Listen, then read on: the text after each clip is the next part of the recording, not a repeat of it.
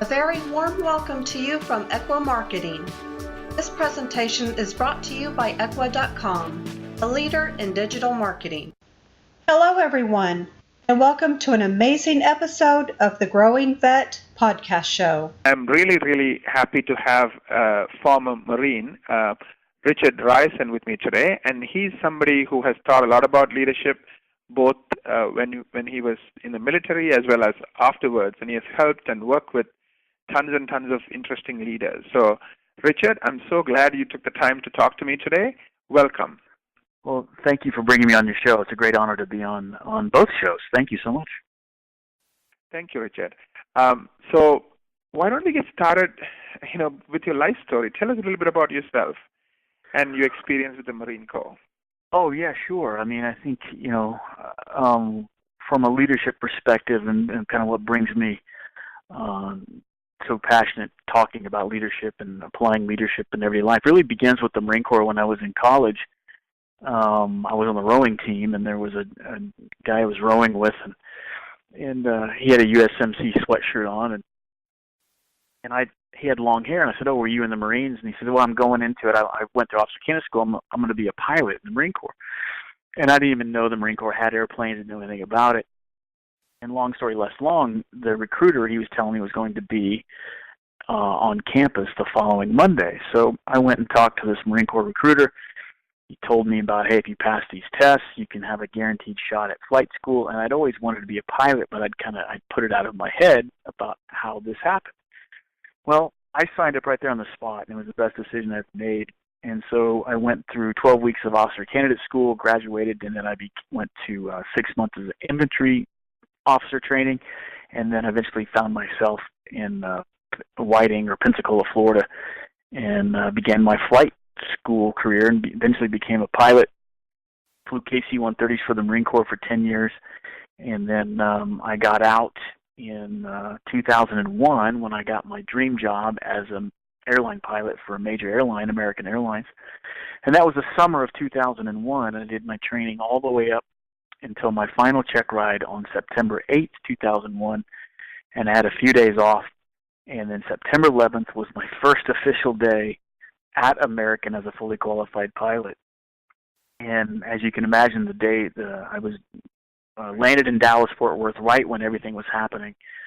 Airspace was closed down. I walked into the airport, into the pilot operations center, watched the events unfold of 9/11 like everybody else, and then less than a month later, October 1st, I was out on the street. I'd lost my job and was thrust in the corporate arena. And I remember thinking of a mindset of like, oh my gosh, what am I going to do? All I know how to do is fly airplanes. Well, I got a job as a shipping supervisor at a local manufacturer here in Wichita, Kansas. And I said, okay, I can maybe figure out shipping and receiving, and they're looking for someone to do process improvement and improve the morale of the team. And I'm like, well, surely I can figure this out. And I went there, as you can imagine, with my khaki Dockers and my J.C. Penney collared polo shirt and my short haircut. And it was like I walked onto the set of that television show, Sons of Anarchy, where everybody looked pretty rough. And it was at that moment that I remember that moment because it was up to that point I didn't realize how much the Marine Corps had taught me about leadership. And just much like the Marine Corps taught me in those 10 years, like a brand new lieutenant who is, has 9 months of infantry training, and he's faced with a platoon of guys that have been to Iraq and Afghanistan 2 or 3 times. How does that lieutenant who's responsible for these experienced guys gain the respect and the trust of that organization? And like the Marine Corps taught me, it wasn't about their position or their positional authority.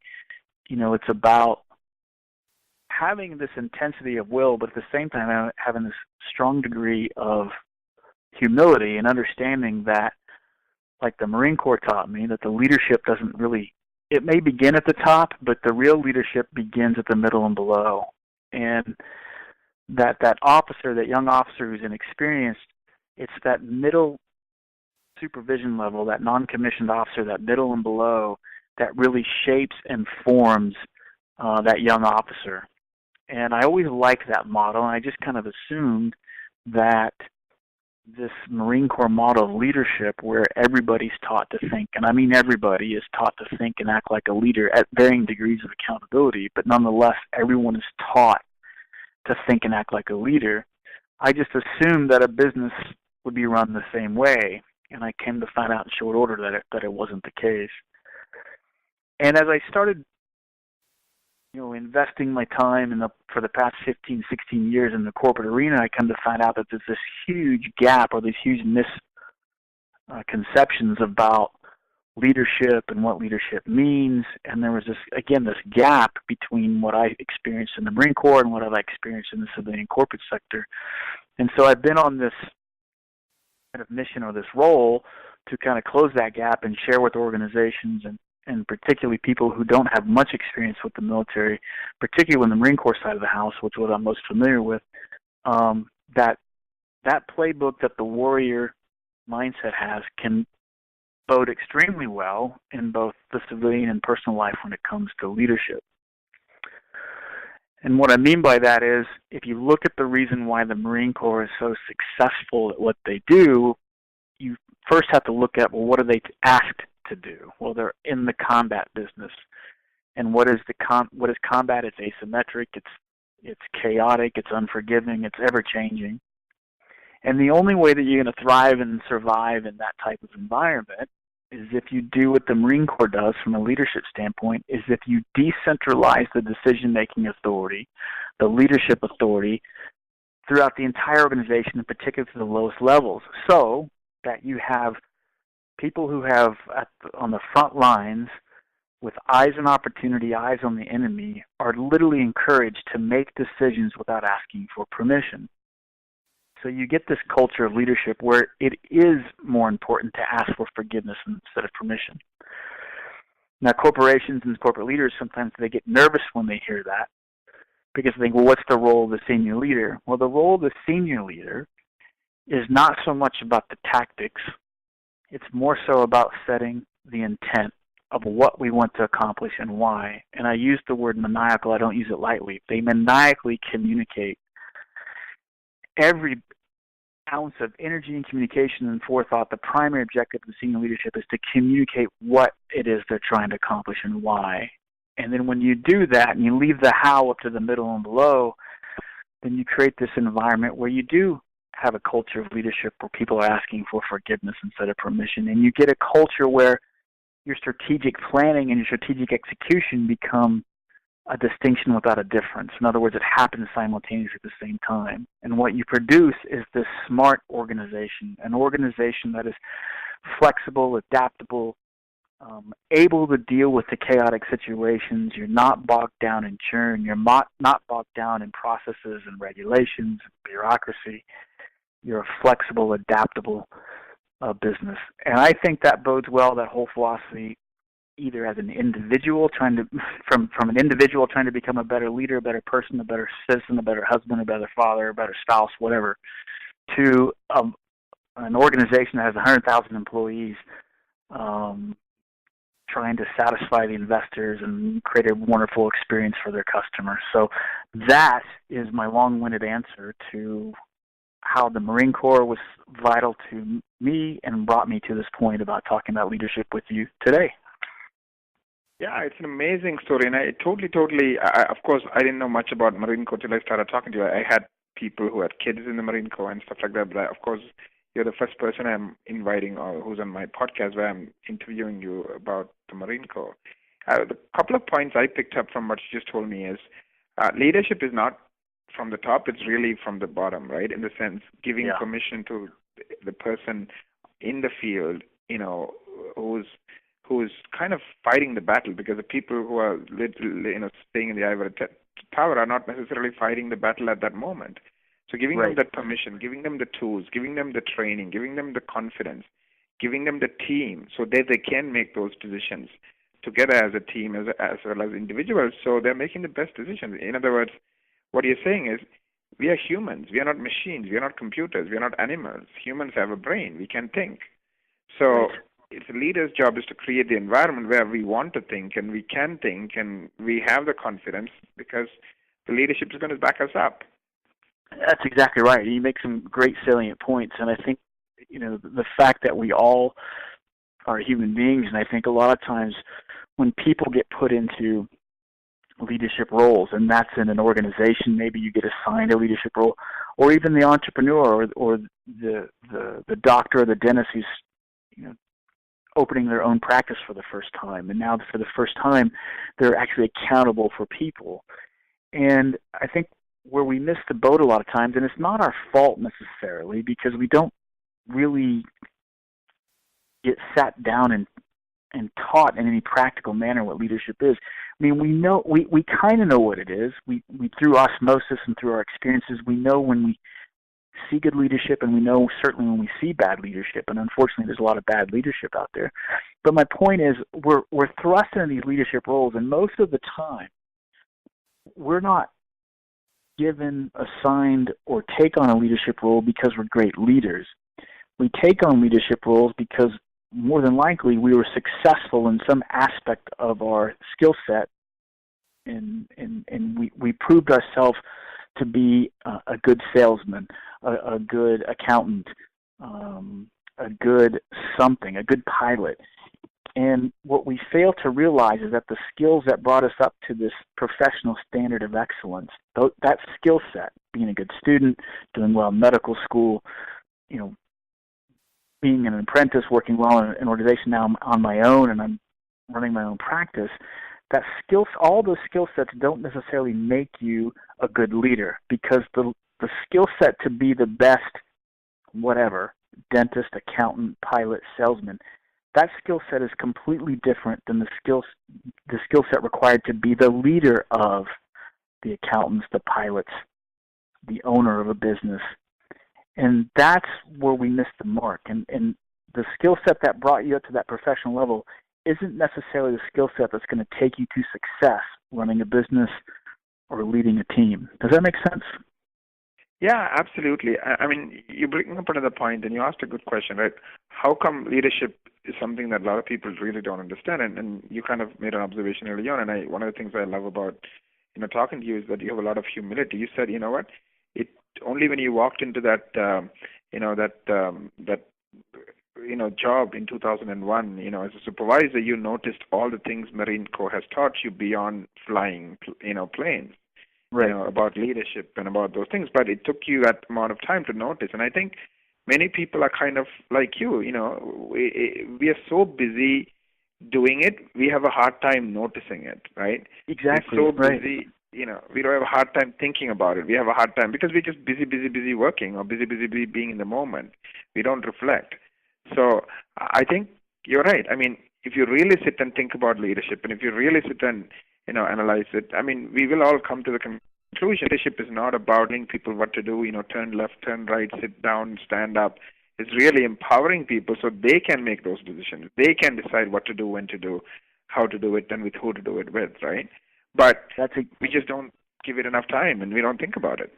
Well, it's exactly right. And to your point, again, and particularly look at the professions, whatever the profession is, myself becoming a pilot, a dentist making it all the way, towards finally owning his practice. I mean, we're talking years of study and practical application, right? It just does not happen overnight. And so we put this huge emphasis on this talent. Again, it takes a certain degree of discipline to become a pilot, to become a dentist, to become a doctor. We get it. I mean, this is a profession. This takes 8, 10, a decade or more to reach really a basic competent level, right? I mean, we're talking, 8 to 10 years, and you're finally able to, in the case of a pilot, now you're an aircraft commander, you're responsible. That's a long time, right? And so you put a lot, and same with a dentist or a doctor. And it never ends, right? It's a constant learning process until the day that you stop doing it.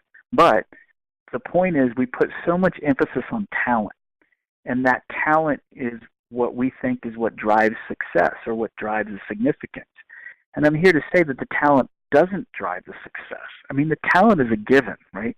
It's a given if you're a dentist or a doctor that you have met all the requirements once you've been given your license to practice, that you've met all the requirements to become a basic doctor or dentist or pilot in my case. But that doesn't sustain you. There has to be something else. It's talent is a given. You got to earn your success, and the way you earn your success is through leadership. Eventually, leadership is what's going to drive the significant result that produces an outstanding practice, or a one that is just that you leave behind a legacy. The talent alone isn't going to take you there. I mean, it's just like in the case of flying planes, for example.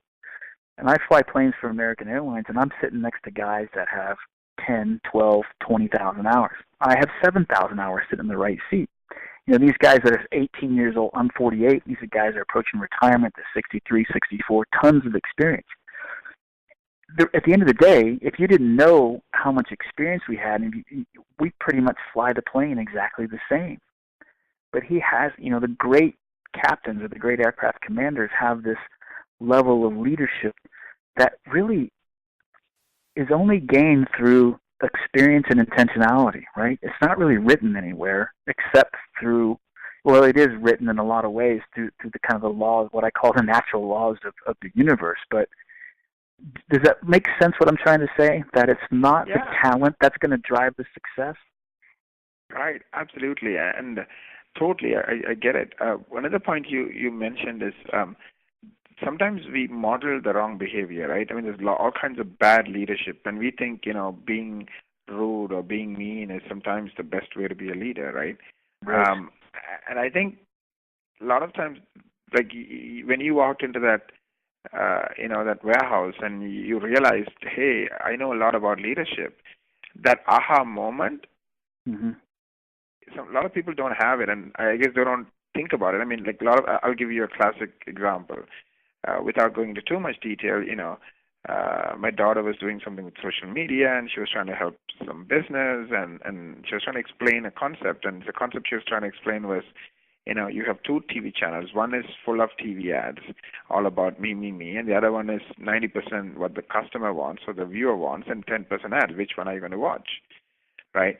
And she was trying to explain this to, that small business owner, and the small business owner's first sentence is, well, I have a degree in marketing. So don't even explain it. Right. But then when you go to her website, it's nothing but me, and and put yourself in the user. But my daughter is only 14, but she did. I mean, a lot of times we have common sense, but I think all these things we pick up and we think, oh, it's supposed to be that way, because that was in my marketing book, or that's what this other big shot is doing, so I need to do it that way. Like, we don't think. I mean, like you talked about thinking, and like everybody in Marine Corp is asked to think and asked to make decisions. It's not the person with the 5 stars telling you what to do. It's really he's setting the direction. He's getting out of the way. Exactly. Right? That's a great example. I mean, you're exactly right. I mean, we put so much emphasis on, and it's not to discount or disrespect the talent and the pedigree and the experience that you got in it. That has a lot, but what I see ineffective leaders doing is they rely too much on that, what I call positional authority. I'll give you a certain amount of respect and authority and deference because you are a captain in the left seat. You've earned it. I don't know anything about you. I'm just assuming you've paid the price. You've done it. You have a certain level of responsibility and respectability. But that positional authority can only carry you so far. And you said a great thing about the common sense piece, right? Your pedigree or your marketing degree, and we know how, will get your foot in the door, or will give me a certain amount of deference to you that you're somewhat of a qualified expert.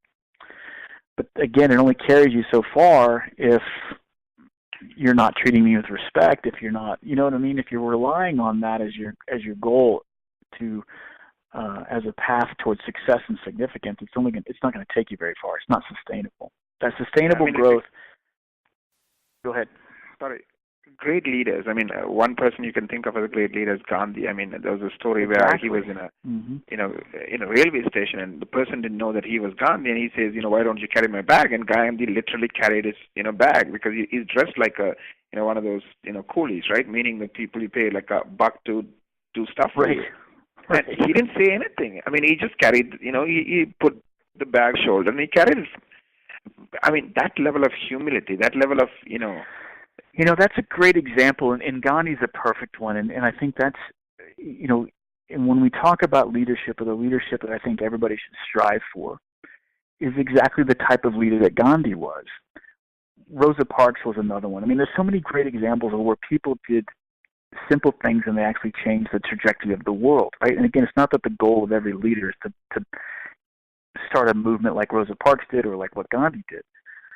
But Gandhi is a perfect example of the leadership that is so needed, is where you have this combination of intensity of will, and you cannot deny that Gandhi had a tremendous intensity of will, right?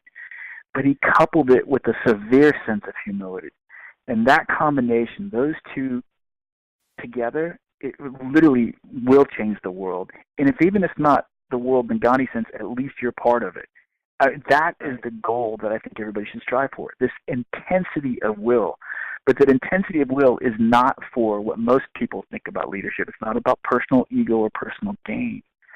It's about the intensity of whatever the cause is for the greater good. For this, there's a lot of sacrifice. There's a lot of selflessness, of course, which Gandhi emulated to a T. Purpose over ego, right? He had a purpose, and he was willing to put that first.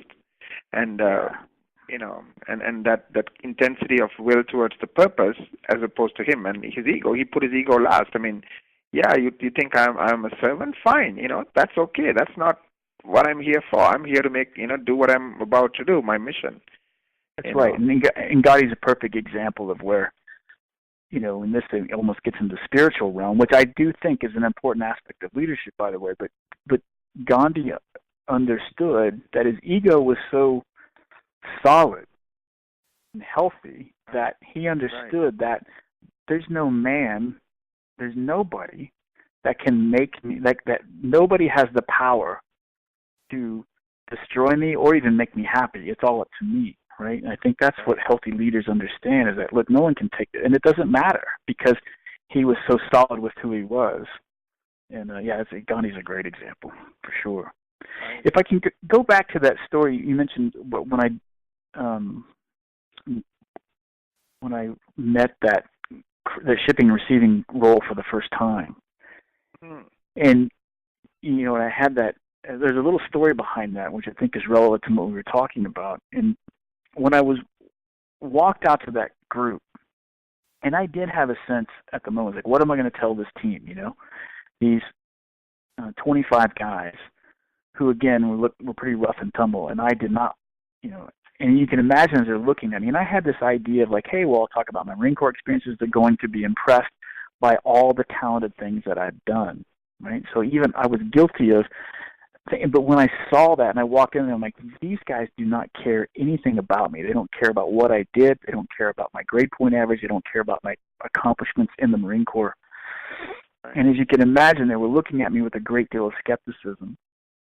And the forklift supervisor, who really was looking at me with an evil eye, a guy named Big John, and he was, 6'2", 250 pounds, tattoos, braided ponytail, motorcycle vest, bandana, lumberjack beard, and he's looking at me like, and I just, at that instant, remember catching his eye, and I'm thinking, I'm not going to, everything I'd planned to say at that point, I just stopped, and I just introduced myself, and I said, hey, I'm here, what do you guys need? And he said, what do you mean, what do we need, college boy, is what he said. And I said, hey, look, you guys are the experts here. I got a lot to learn. What is it you need? And again, that was just the Marine Corps kind of saved me, because that's the exact kind of things that we would hear from these senior enlisted guys. Hey, when you approach, this is what will gain you the respect, is that humility to say, hey, I'm the student here. Please teach me how this place runs. And in exchange, what I promise you is I will be accountable for everything, for every single one of you, the good and the bad, particularly the bad. I have your back. That's the price for that admission, right? And eventually, what he wanted was a magnetic dry erase board. That's what he wanted. And to give you the reasons why he wanted it, it was because they had 30 shipping and receiving doors now. In this old place, they just moved into this facility about 3 months prior. Brand new state-of-the-art facility. Prior to that, he had 3 doors. So he had 10 times as many doors. He said the challenge was his third shift guys were pulling loads all night through the warehouse, building up these loads, setting in front of these 30 doors, sometimes 2-3 orders deep behind each door. In the morning, Walmart, Home Depot, Lowe's, the truck drivers would come in, and they're here to pick up load XYZ. And his guys would be walking the floor, the first shift guys, walking through all these hundreds of loads behind these 30 doors, trying to find load XYZ. And his idea was if he had a magnetic dry erase board with little rectangular magnets, he could mark off 30 spots on his magnetic board. The third shift guys, when they put a load behind door 15, for example, second row back, they would write it on the load number on the little magnet, and they would put it up on the door so the guys behind the desk would know instantly where everything was. And I said, that's brilliant.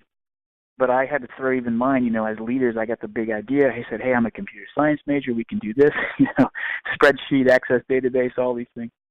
And he goes, no, you don't get it. I just want a magnetic dry erase board. I've been asking for it for months. So I relented. I said, absolutely, this is what I got. So I got on that board, and it ended up, and this guy, John, who looked mean as hell, he was such a compassionate leader to all his folks, had all the respect of all the groups. He cared about everybody. He cared about the business. He cared about perfection. And the fact that I just got on that board, and he told me about 2 months later, and we developed a pretty strong relationship. And he goes, you're the first guy in 20 years that's ever asked me what it is I needed. And that floored me. And I don't tell that story to think, oh, look how great I was and this and that noble.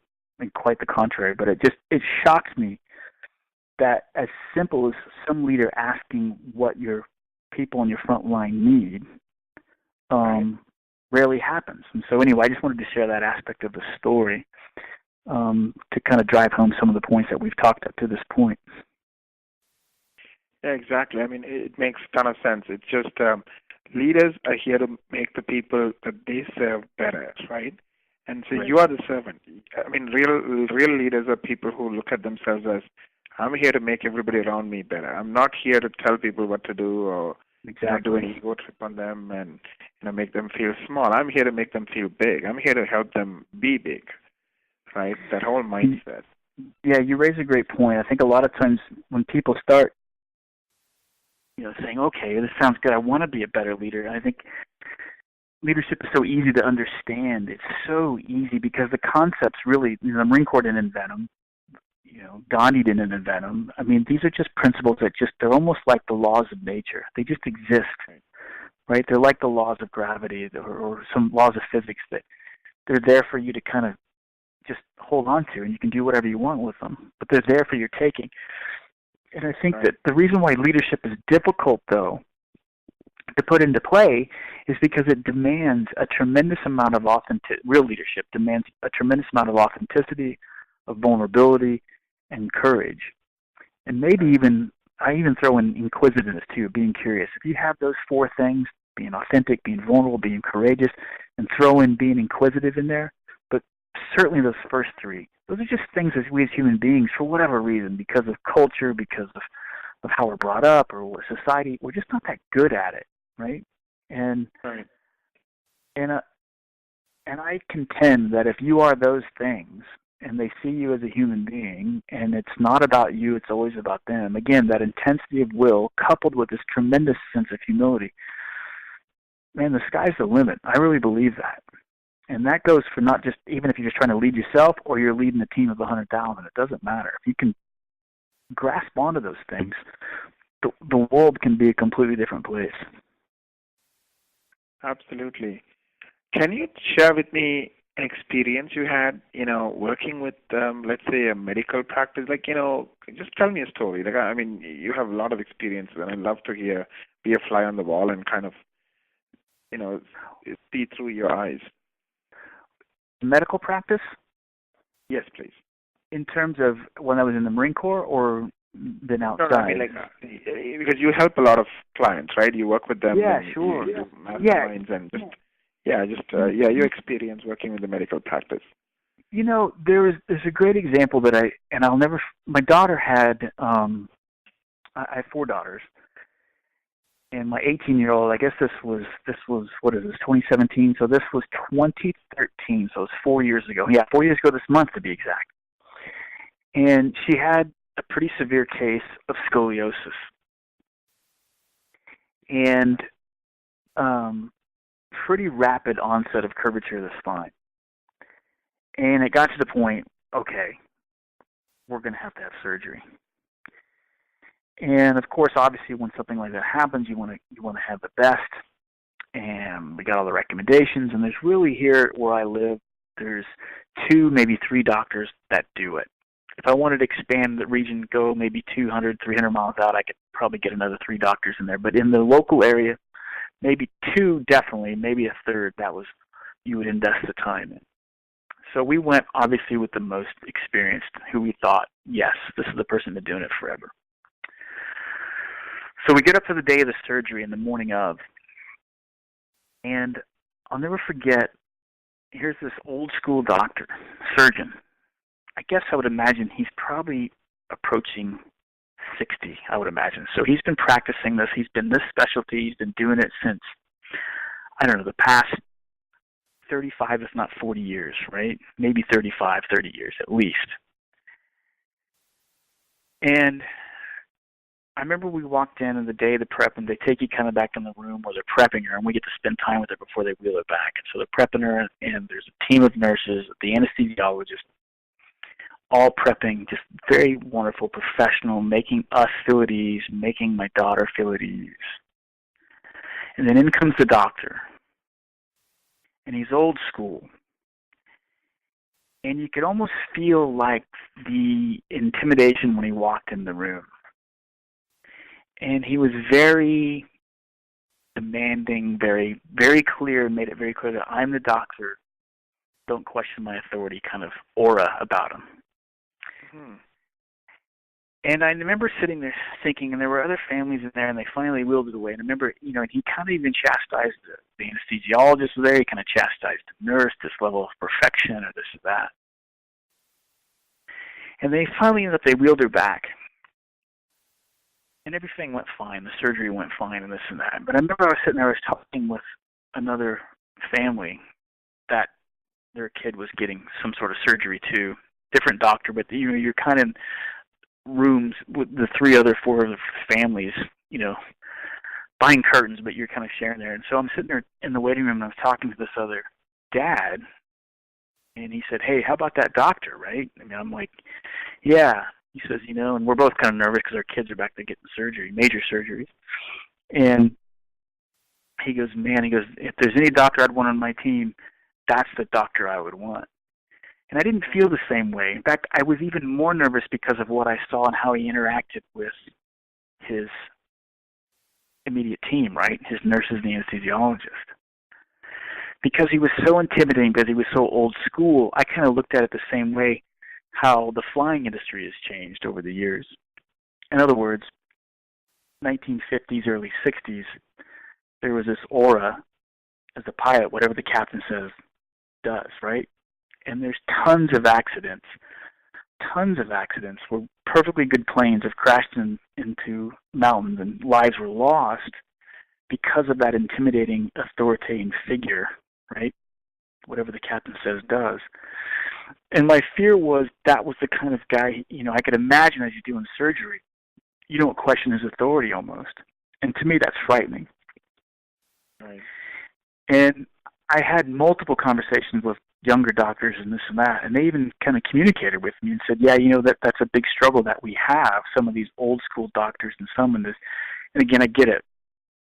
This type of profession, you've got a lot of ego that you're dealing with. But to me, I think, and I don't know if that's quite the story that you're looking for, but it's a thing that jumped out from a leadership perspective that I think is somewhat frightening. Because the last thing I want, and particularly I just remember when my daughter's life's in the hands, I want that nurse or that anesthesiologist or even that, whoever is the lowest person on the totem pole in that operating room, I want them to be able to have the courage to speak up if the doctor's about to do something dumb, dangerous, or different.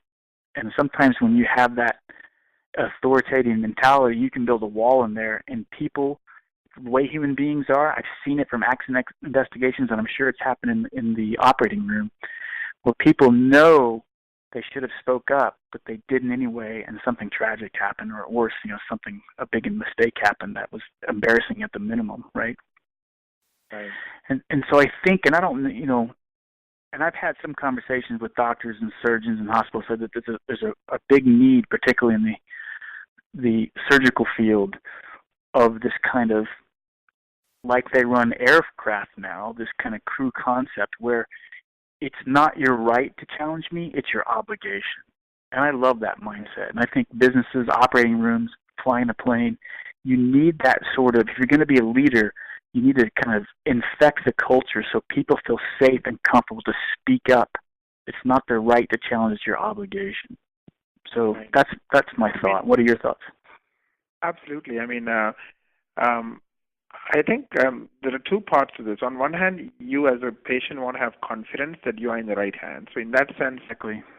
Like let's say the doctor is an expert or, is renowned or has a great reputation. That's good, right? That's a good part of authority. And which he had, right? Yeah, exactly right. Right. Which he had, right. Yeah. On the other hand, being somebody who's part of the Marine Corps and you're looking at, what happens, like in the real world situation. What if there's somebody behind you, with sniper? Do you want this person to tell you or not, right? Because, exactly. And if he's afraid to speak up because you told him to shut up and never say anything, then he might be afraid to tell you that there's a sniper behind you. I mean, I'm exaggerating, but you get my point, right? Sometimes you don't know what you don't know. Sometimes you have blind spots. We all do, right? So in that sense, and I think, go ahead. I think that there's a perfect example of where he could be even in a more powerful surgeon. Not again, his reputation and his experience speaks for itself, and that's where that command authority, that command presence comes from. But for me, that's only part of the equation. You can really round it out and be a really amazing force is if you couple that with that sense of humility, where you're so comfortable that where that brand new intern or that, whatever, that resident is sitting there with you and he questions about what you to do. And if you sit there and as an obligation as a leader, great leaders they'll say one or two things. Hey, thank you for speaking up. Or, oh, I see what you're saying, but this is why I'm doing what I'm doing. Thank you, though, for noticing that. I'm sorry, but here's why I'm doing what I'm doing, right? Because there's opportunity there for interaction and growth as opposed to this intimidation. Because absolutely.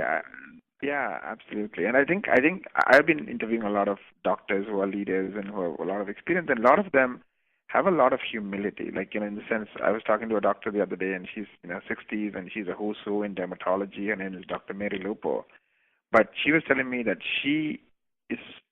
when she helps somebody as a younger doctor, she looks at it like, I'm gaining from this, I'm learning from this. And she was telling me a story where early on, she was with some younger doctors, and she's a female, and in those days you didn't have too many female doctors, so the patient called her the nurse because she was telling them what they could do differently and stuff, and she's telling the other three doctors, you're letting the nurse talk to you like this, or point out your mistakes or something along those lines.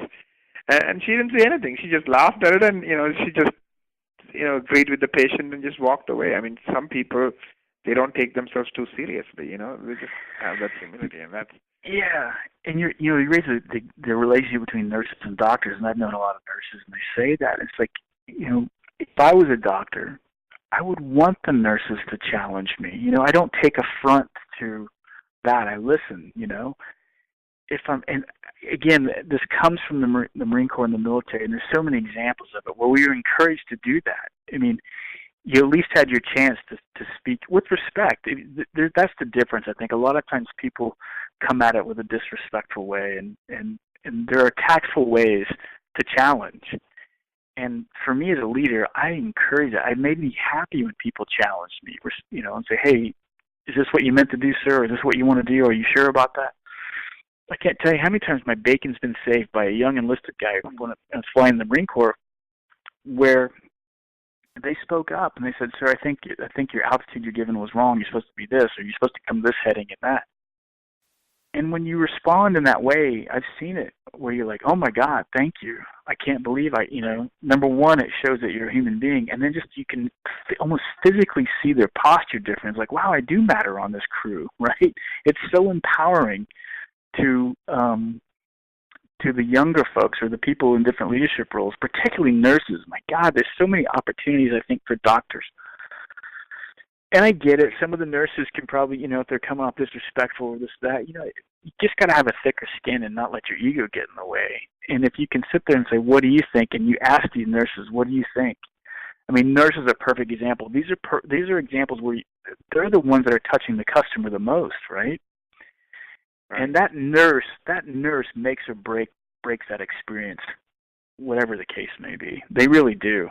It's really not the doctor. I mean, the doctor can be the icing on the cake, and they can tip it one way or the other for sure, and you need that doctor and that experience and that knowledge. God, there's so many leadership opportunities for doctors and nurses and hospitals and everything else. You see it all the time. It's so needed. And I think if the doctors look at themselves as, hey, if I'm not doing something right, and I've seen it. I've seen good and bad. I've seen examples where the nurses did challenge the doctor, and the doctors recoiled because their ego got bruised or something. I just think that's kind of silly, Right.